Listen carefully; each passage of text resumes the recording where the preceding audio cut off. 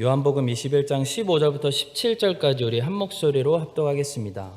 그들이 조반 먹은 후에 예수께서 시몬 베드로에게 이르시되 요한의 아들 시몬아 내가 이 사람들보다 나를 더 사랑하느냐 하시니 이르되 주님 그러하나이다. 내가 주님을 사랑하는 줄 주님께서 아시나이다.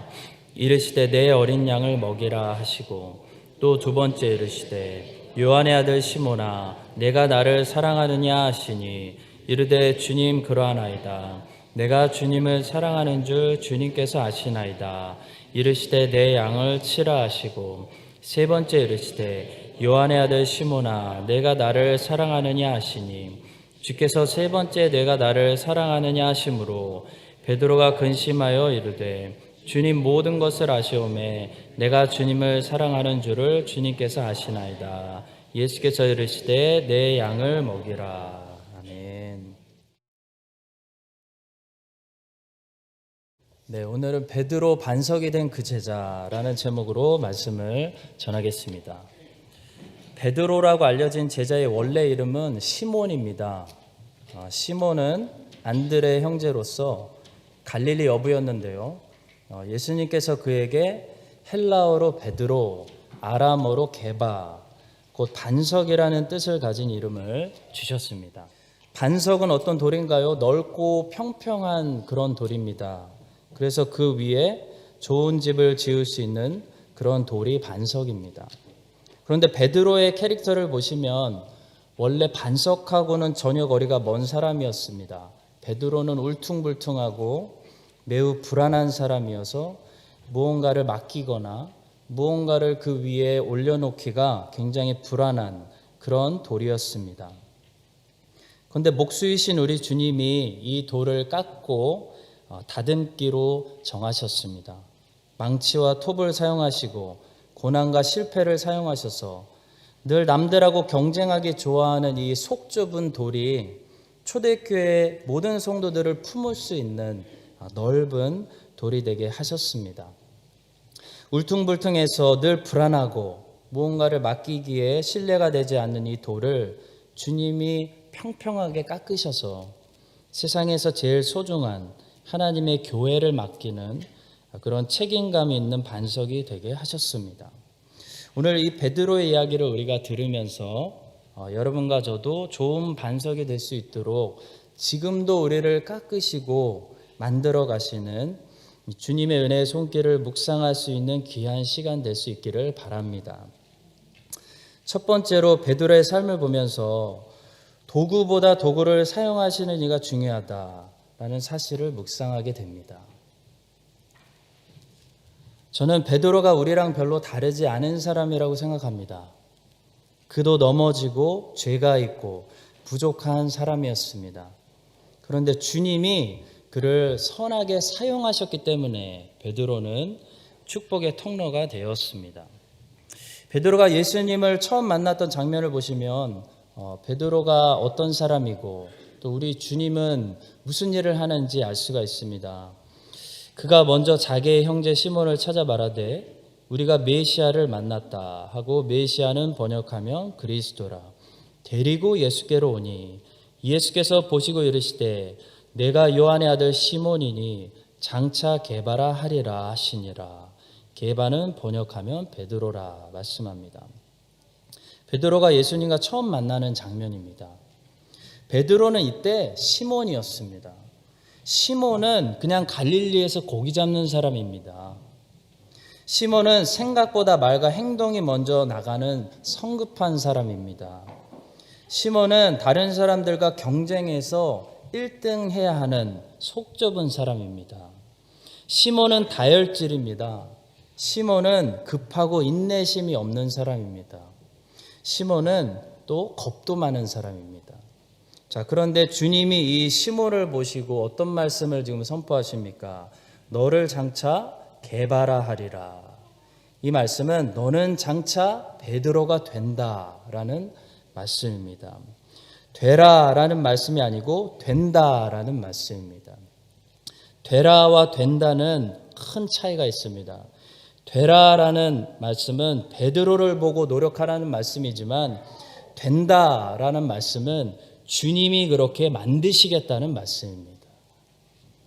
시몬은 이때 예수님을 처음 잠깐 만났고요. 갈릴리 바다로 돌아와서 계속해서 어부로 살고 있었습니다. 그러다가 시간이 돼서 예수님께서 베드로를 이제 풀타임 제자로 부르시는 장면이 누가복음 5장에 나옵니다. 베드로가 그날 밤새도록 고기를 잡으려고 했는데 한 마리도 잡지 못했습니다. 근데 예수님이 나타나셔서 깊은 데로 가서 그물 내려라 말씀하셨습니다.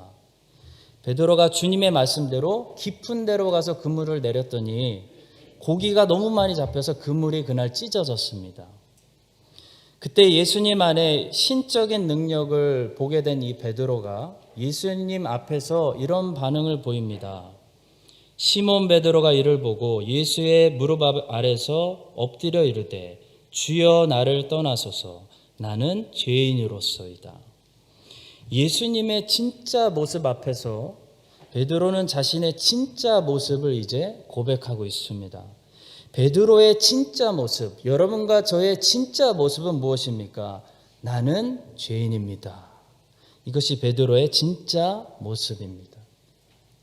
그때 예수님께서 베드로에게 아주 유명한 말씀을 하십니다. 예수께서 시몬에게 이르시되 무서워하지 말라. 이제후로는 내가 사람을 취하리라. 가서 취해라 라는 명령이 아니라 취하리라 라는 예언의 말씀입니다. 마태와 마가는 이 부분을 이렇게 기록하고 있습니다. 나를 따라오라. 내가 너희를 사람을 낚는 어부가 되게 하리라. 누가 하겠다는 겁니까? 주님이 하시겠다는 겁니다. 예수님이 베드로와 이 어부들을 사람 낚는 어부들로 만들겠다는 겁니다. 성도 여러분, 성경은 로마 카톨릭 교회가 말하는 것처럼 베드로가 성자였다고 말하고 있지 않습니다. 베드로는 우리와 똑같은 연약한 사람입니다. 그런데 주님이 그 사람을 사람 낚는 위대한 어부로 사용하셨습니다. 지난주에 말씀 끝에 하나님의 자녀들은 모두 좋은 밭입니다 라는 말씀을 드렸는데요.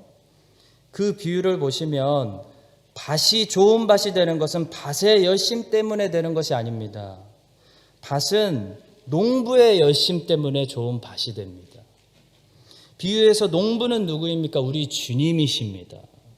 시몬은 주님의 열심 때문에 반석이 되는 것이, 시몬의 열심 때문에 반석이 되는 것이 아닙니다. 성도 여러분, 우리는 선한 일에 쓰임받았다고 해서 내가 선한 사람이다라는 착각에 빠지지 않도록 조심해야 됩니다. 성경은 의인은 없나니 하나도 없다고 말합니다. 우리가 선한 일에 쓰임받게 되는 것은 우리가 선한 사람들이어서가 아니라 우리를 써주시는 분이 우리를 선하게 사용해 주셔서 그렇습니다. 저는 우리 뉴질랜드 총리 제신다 아던을 위해 매일 기도하면서 참 많은 생각을 합니다. 처음에 그분이 총리가 됐을 때 뉴질랜드가 이제 더 리버럴해질까 봐 걱정했는데요. 아니, 세상에 저 사람이 코로나로부터 뉴질랜드를 이렇게 잘 보호할 줄 누가 알았습니까? 저는 우리 총리를 보면서 하나님이 저 사람을 정말 적절한 이때에 선하게 사용하시는구나, 그런 하나님의 능력을 보게 됩니다. 성도 여러분, 성경을 보시면 하나님은 선한 사람들만 가지고 선한 일을 하시는 분이 아닙니다. 하나님은 악인들을 사용하셔서도 선하신 계획을 성취하시는 하나님입니다. 하나님은 죄인들을 사용하셔서 선한 일을 하실 수 있는 능력의 하나님이십니다. 우리는 그런 하나님을 높이고 찬양하는 것입니다. 따라서 베드로가 선한 사람이어서 선한 일을 한 것이 아닙니다. 베드로도 죄인입니다. 베드로의 진짜 모습은 죄인입니다. 그런데 주님이 베드로를 선한 도구로 사용하셨다는 겁니다. 따라서 선한 도구로 축복의 통로로 쓰임받는 우리들은 내가 선하다고 착각하거나 나를 자랑하지 말아야 됩니다. 요셉의 형들이 요셉을 죽이려고 하다가 애굽에 팔아 넘겼습니다. 자, 그런데 나중에 보니까 요셉이 애굽으로 가야 되는 것은 하나님의 섭리 안에 있는 계획이었습니다. 그래서 요셉은 형들을 용서하고 형들에게 그렇게 말했습니다. 당신들이 나를 이곳에 팔았다고 해서 근심하지 마소서. 한탄하지 마소서. 하나님이 생명을 구원하시려고 나를 당신들보다 먼저 보내셨나이다. 하나님이 큰 구원으로 당신들의 생명을 보존하고 당신들의 후손을 세상에 두시려고 나를 당신들보다 먼저 보내셨나니 그런즉 나를 이리로 보낸 이는 당신들이 아니요 하나님이시라. 요셉이 고백했습니다. 자, 그런데 성도 여러분, 요셉이 형들에게 이렇게 말했다고 해서 형들이 요셉에게 그래, 우리가 너를 팔아줬으니까 우리가 잘한 거야. 하나님, 우리가 하나님의 일을 도왔습니다. 이렇게 말할 수 있습니까? 그렇게 말할 수 없다는 겁니다. 요셉은 형들에게 이렇게 말할 수 있어도 형들은 요셉에게 저렇게 말할 수 없는 것입니다. 다윗은 확실히 사울 때문에 하나님이 원하시는 깨진 그릇이 되었습니다. 그런데 그렇다고 해서 사울이 다윗에게 나 때문에 네가 잘 된 거야 라고 말할 수 있습니까? 그럴 수 없다는 겁니다. 다윗은 사울 때문에 좋은 왕이 되었지만 그렇다고 사울이 다윗에게 나의 핍박 때문에 내 핍박이 너를 좋은 왕으로 만들어줬어 라고 말할 수는 없다는 겁니다. 왜냐하면 사울의 행동은 분명히 잘못이었기 때문이고 요셉의 형들의 행동은 분명히 끔찍한 죄였기 때문입니다. 하나님께서 악한 것을 선한 것으로 협력하여 바꾸셨다고 해서 우리가 하나님께 하나님, 우리도 하나님의 일을 잘 도와드린 거 아닙니까? 라고 말할 수 없다는 겁니다. 마찬가지로 우리는 좋은 도구가 아닙니다. 그런데 좋은 일에 쓰임받을 수 있습니다. 하나님의 은혜 때문입니다. 베드로와 같은 사람을 선한 반석이 되게 하신 것은 하나님의 은혜입니다. 베드로는 그걸 알고 있었습니다. 그래서 베드로는 자랑하지 않았습니다. 마가복음은 베드로의 제자 마가가 늘 베드로가 하고 다니는 설교를 들으면서 귀담아 듣고 기록한 복음서로 알려져 있습니다. 그런 마가복음의 특징이 있습니다. 유난히 베드로의 실수가 많이 적혀 있다는 겁니다. 거의 모든 부분에서 베드로의 실수, 베드로의 실패, 베드로의 추함을 마가복음은 우리에게 들려줍니다. 이게 뭘 말해줄까요? 베드로가 무슨 설교를 하고 다녔습니까? 베드로는 늘 자신을 낮추고 자신을 부인하고 자신의 실수, 자신의 죄를 설교하고 다녔다는 겁니다. 베드로가 왜 그랬을까요? 선한 일을 많이 하는 사람이 왜 그랬을까요? 베드로가 말하려고 하는 것이 있습니다.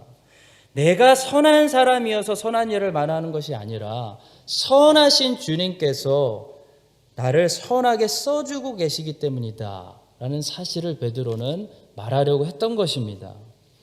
베드로는 그것을 설교하고 그것을 증거하고 다녔습니다. 성도 여러분, 여러분과 저는 죄인입니다. 우리는 주님 앞에서 주여 나를 떠나소서 나는 죄인으로서이다. 이것이 진짜 우리의 모습입니다. 자, 그러나 오늘 주님께서 성경을 통해서 우리에게 놀라운 말씀을 들려주십니다. 그것은 네가 지금은 시몬인데 내가 장차 게바가 되리라 라는 말씀입니다. 내가 너로 사람을 낚는 어부가 되게 하리라 라는 말씀입니다. 시몬을 베드로로 만들으신 우리 주님께서 베드로와 비슷한 오늘도 갈릴리 바다에서 물고기 잡으려고 애쓰고 있는 이 여러분과 저 같은 이 어부 인생들을 선한 하나님의 일에 많이 써주셔서 시몬과 같은 우리의 삶이 반석과 같은 베드로와 같은 인생 되게 하여 주시기를 주님의 이름으로 간절히 축복합니다. 두 번째로 베드로를 통해 오늘 배우게 되는 것은요, 하나님을 사랑하는 방법에 관한 건데요, 이 하나님의 사랑의 언어는 하나님과 함께하는 것이다 라는 것을 베드로의 삶을 통해 우리가 배우게 됩니다. 5가지 사랑의 언어라는 책이 있습니다. 베스트셀러가 됐고 꽤 오래된 책이어서 들어보셨을 겁니다. 남자와 여자가 이렇게 사랑을 할 때 서로 사용하는 언어가 다르다는 겁니다. 보통 남자들은 어떤 언어를 쓰냐면 스킨십, 인정하는 말, 칭찬하는 말. 그러니까 남자들은 칭찬받을 때, 인정받을 때 사랑받는다라는 느낌을 받는다는 거고요. 여성분들은 함께하는 시간이나 봉사, 그러니까 남편분들이 여성분들 설거지 도와주고 할 때 아내분들은 내가 사랑받는구나. 또 선물 받을 때 이런 사랑의 언어를 사용한다는 것입니다. 그래서 아무리 사랑이 있어도 사랑의 언어가 다르기 때문에 사랑이 잘 전달되지 않을 수도 있다라는 것이 이 책이 지적하고 있는 내용입니다. 자, 예를 들어 남편은 아내를 사랑합니다. 남편은 아내를 사랑해서 자꾸 자기의 언어로 얘기한다는 겁니다. 자꾸 와서 건들고, 바빠 죽겠는데 자꾸 와서 건들고 주물러 달라 그러고, 이게 남자들이 사랑을 나누는 언어라는 겁니다. 근데 아내는 이렇게 생각하죠. 남편이 나를 진짜 사랑한다면 나 좀 도와주지, 좀 청소도 좀 해주고 설거지 좀 해주지, 이렇게 생각한다는 겁니다. 다들 재미없으신가 봐요. 성도 여러분, 여러분들은 어떤 사랑의 언어로 사랑받기를 원하십니까?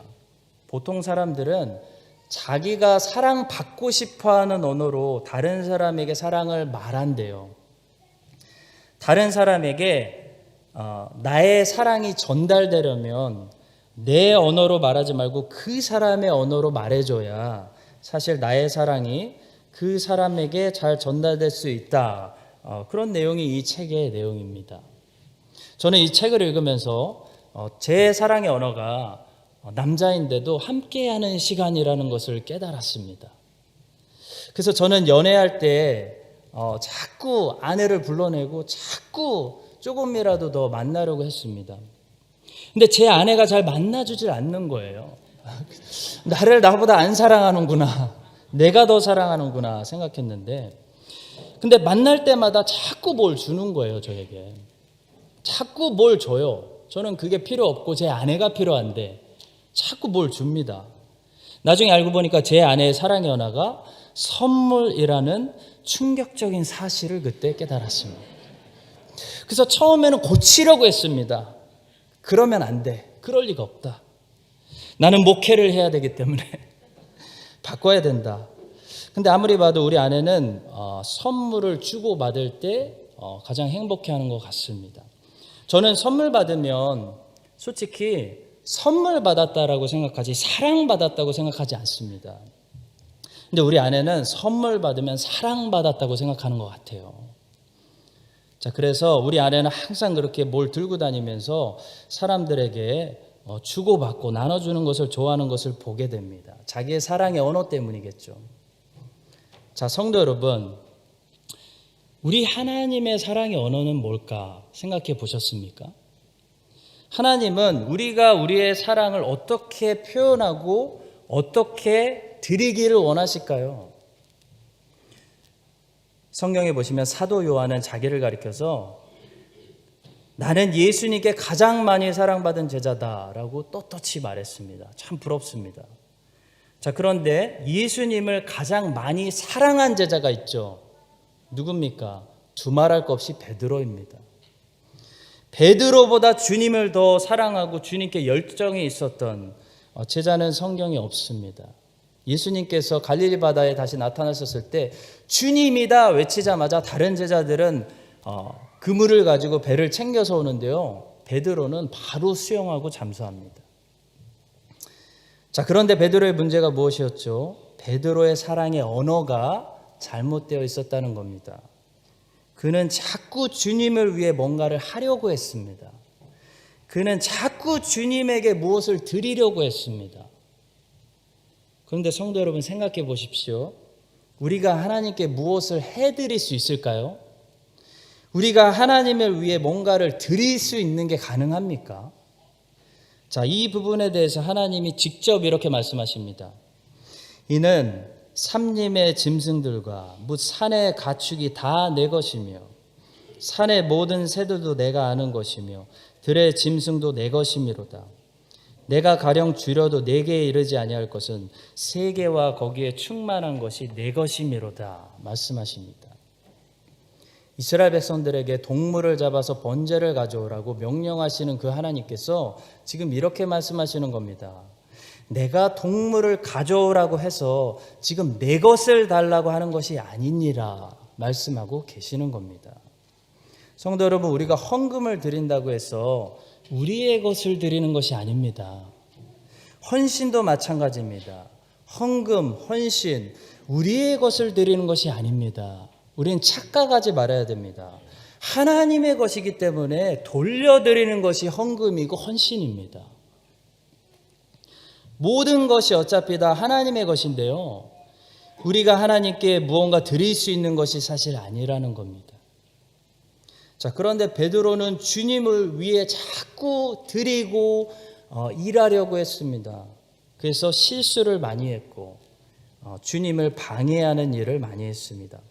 예수님께서 십자가 뜻을 밝히셨을 때 주님이 십자가에 못 가시도록 말리다가 사탄의 일에 동참하고 말았습니다.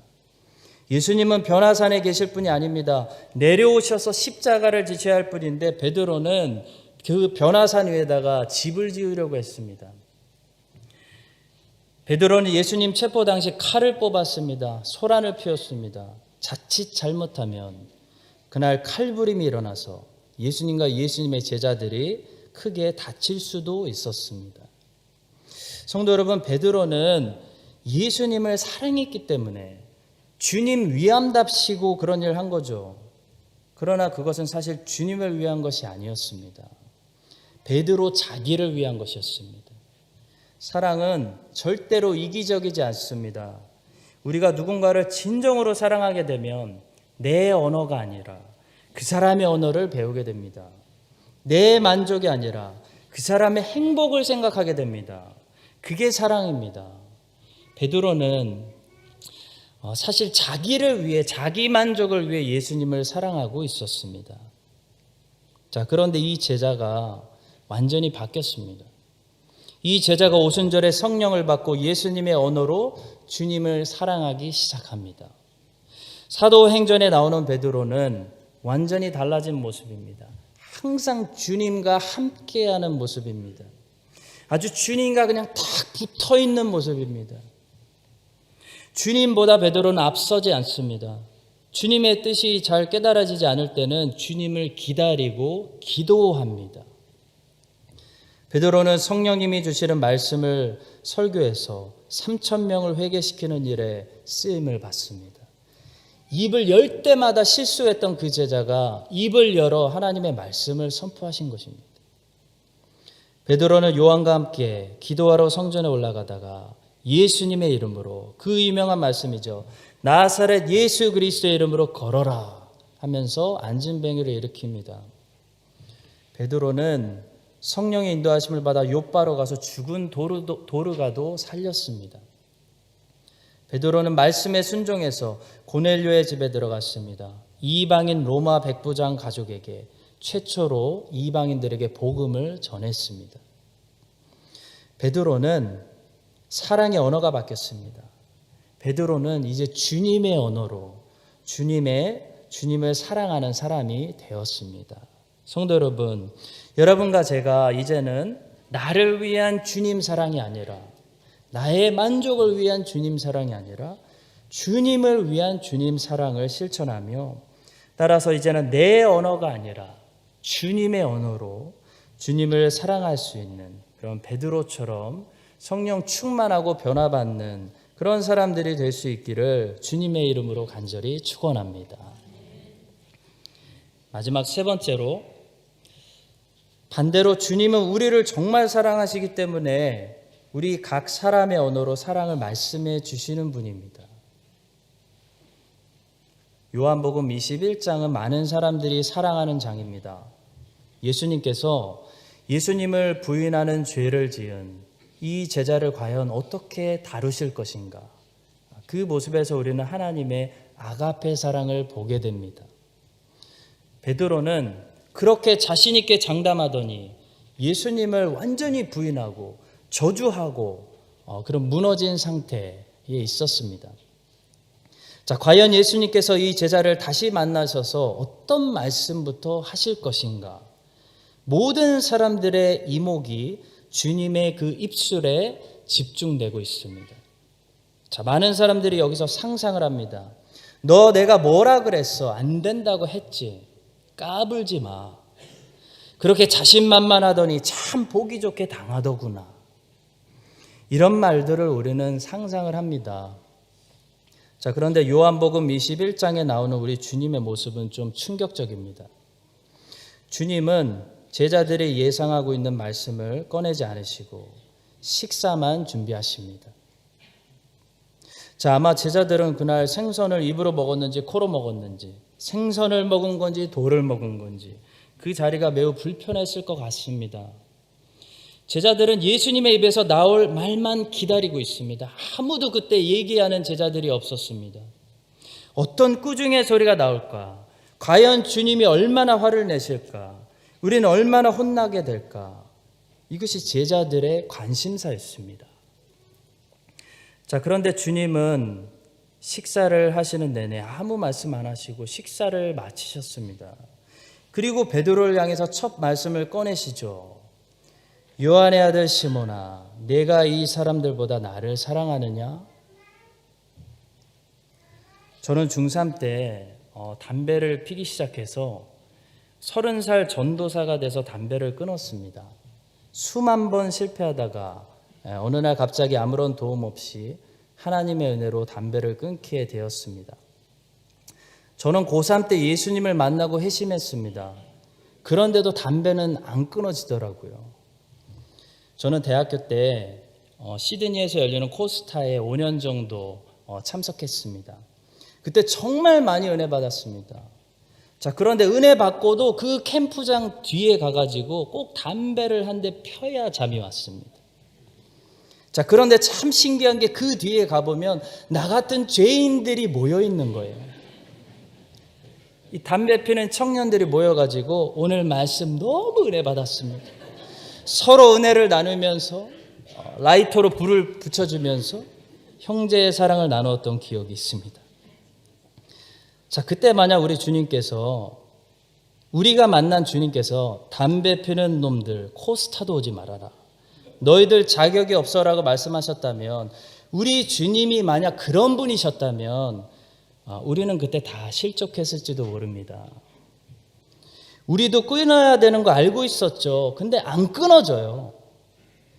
그런데도 주님이 우리를 받아주신대요. 우리를 향해 계획이 있으시대요. 우리를 제자로 부르시는 거예요. 내가 되게 하리라 라고 말씀하시는 거예요.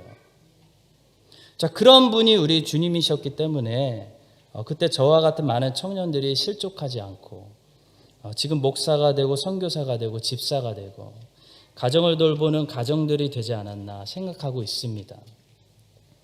제가 멜번 한인교회 다닐 때 교회 수련회를 갔는데요. 그때도 담배를 폈습니다.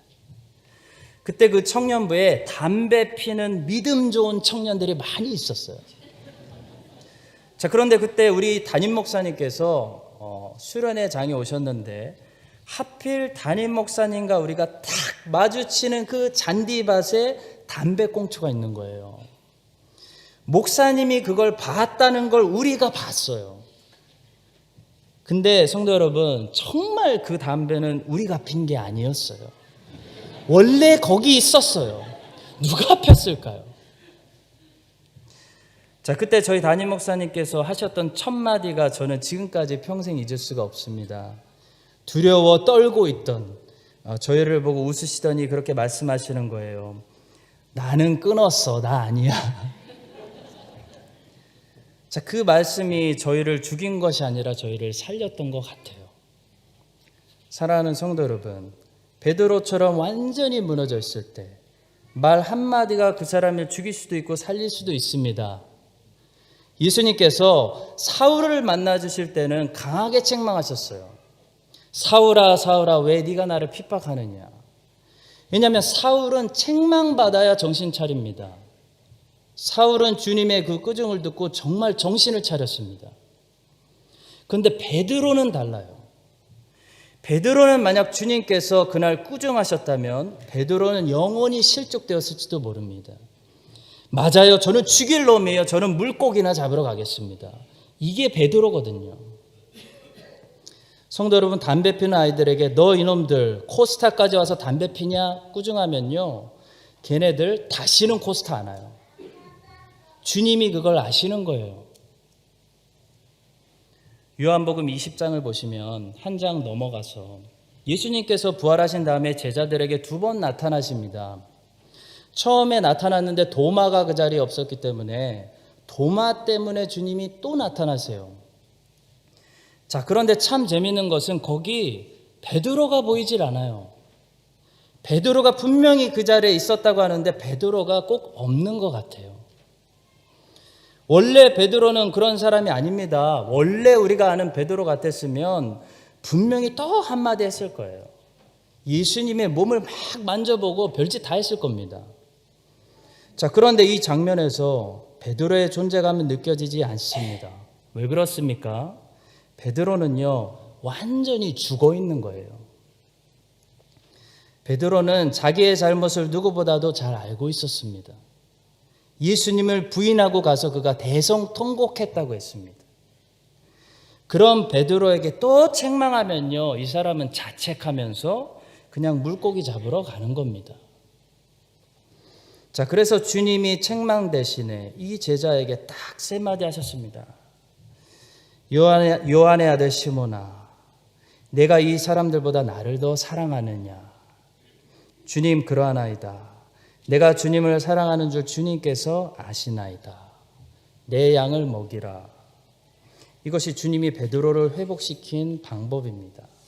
성도 여러분, 오늘 우리 가운데 혹시 베드로처럼 하나님께 큰 잘못을 하고 무거운 마음으로 이제 하나님이 나를 크게 혼내실 거야, 이제 갚으실 거야 라는 마음으로 혹시 오늘 주님의 집에 오신 성도님들 계시다면 오늘은 주님께서 이런 말씀을 하십니다. 아무개야, 내가 나를 사랑하느냐? 어서 다시 일어나서 내 양을 먹이라. 이 말씀으로 다시 일어나서 회복돼서 주님께서 주시는 그 소명을 베드로처럼 끝까지 포기하지 않고 다시 잘 감당할 수 있는 여러분과 제가 될 수 있기를 우리를 신실하게 사랑하시는 우리 예수님의 이름으로 간절히 축원드립니다. 기도하겠습니다. 예수님, 주님을 사랑합니다. 주님을 우리가 사랑한다는 것을 주님만 아십니다.